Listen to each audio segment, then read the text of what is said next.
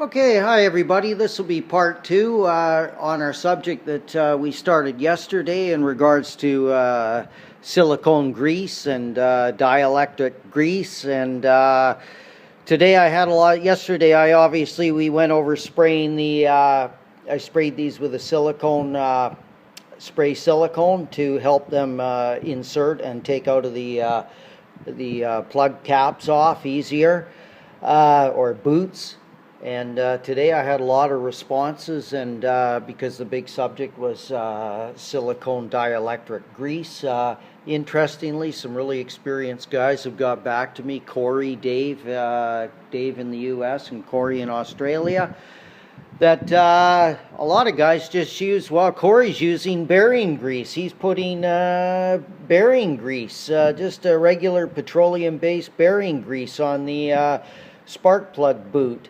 And Dave is using, I think, Bel-Ray marine grease, and there's another guy in Australia using a high-temperature marine grease, and these are all petroleum-based greases. They're not a silicone-based grease, and they're certainly not dielectric that I'm aware of. So anyways, as Corey pointed out, I missed a major point yesterday. Why do we even put grease in here to start with and grease up the spark plug boot? Well, to keep moisture out, obviously, and in this particular case, because this boot is such a tight fit in here, it'll help us insert it in, and it'll help us take it out of the off the spark plug as well. So thanks for pointing that out, Corey. Sometimes my best intentions, I miss issues. So anyways, always willing to admit that there's more to get across to everybody.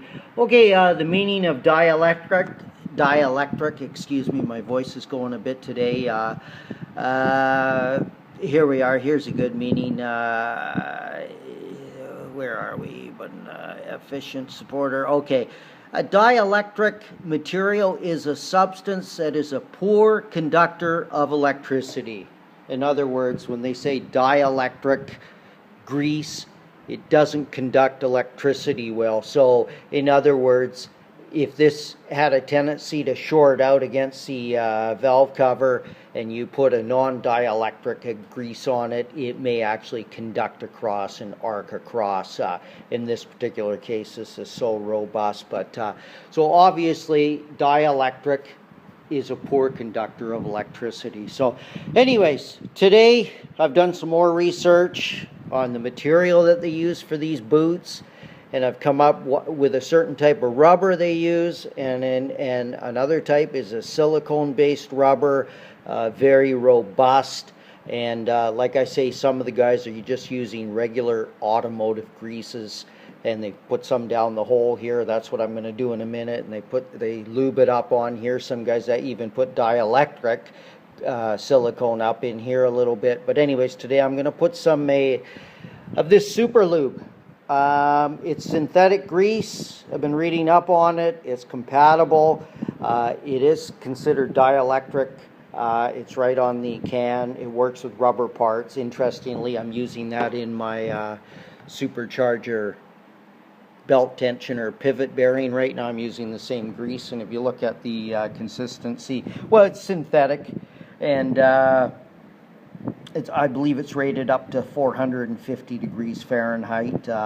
It's synthetic, and I believe with PTFE, I read up on it today, it's more of a Teflon type based grease. So anyways, what I'm going to do is put some on. What I did first is, let's say I was changing the plugs or not changing them. Today I'm just putting some grease on, obviously, as we just talked about. This is a great time to use your air compressor, if you have one, or a vacuum, and just give it a quick blowout.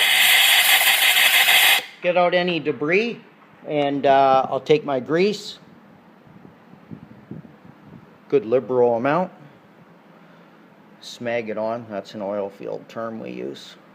I'm going to hold the camera and do it, and get it all on.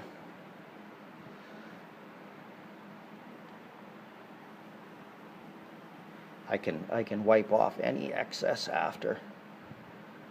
I want a good amount on it, but I expect it to come out. I'll put some in the hole too, a little bit in there. So everything's lubed up. So when I do go to take this out again later on, it should just slide right out. One of the guys yesterday, Robert, he actually broke the end off, and he managed to get his other 3 out.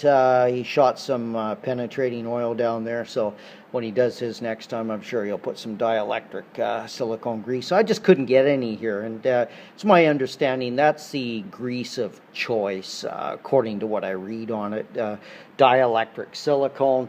This is dielectric synthetic grease I'm using, but like I say, a lot of the guys are using automotive greases, so heck, and some pretty experienced guys like Corey, he's a bit of a legend in this business. So anyways, lots of grease on it, and let's see how it goes in.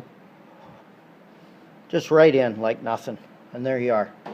Little extra there, I'll just clean it off. There you are, a little bit.